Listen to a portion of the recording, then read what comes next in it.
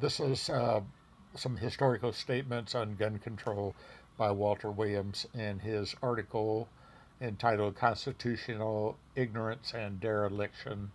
And we get down here, let's see. Okay, so we got James Madison, Thomas Jefferson, Alexander Hamilton. We'll start right about here. And let's see what they say.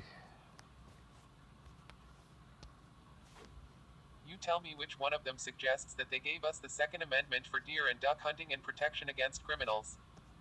Alexander Hamilton said, "The best we can hope for concerning the people at large is that they be properly armed," adding later, "If the representatives of the people betray their constituents, there is then no recourse left but in the exertion of that original right of self-defense which is paramount to all positive forms of government." What institution was Hamilton referring to when he said, "the representatives of the people"? Thomas Jefferson, what country can preserve its liberties if their rulers are not warned from time to time that their people preserve the spirit of resistance? Let them take arms. Who are the rulers Jefferson had in mind? James Madison, the father of the Constitution, said, "The Constitution preserves the advantage of being armed, which the Americans possess over the people of almost every other nation, where the governments are afraid to trust the people with arms." George Mason, author of the Virginia Bill of Rights, which served as inspiration for the U.S. Constitution's Bill of Rights, said, "To disarm the people, that was the best and most effectual way to enslave them," later saying, "I ask, sir, what is the militia? It is the whole people, except for a few public officials." Richard Henry Lee said, "To preserve liberty, it is essential that the whole body of the people always possess arms, and be taught alike, especially when young, how to use them." Here's a much more recent statement from a liberal, bearing no kinship to today's liberals, progressives, the late Vice President Hubert H. Humphrey said, "Certainly, one of the chief guarantees of freedom under any government, no matter how popular and respected, is the right of the citizen to keep and bear arms."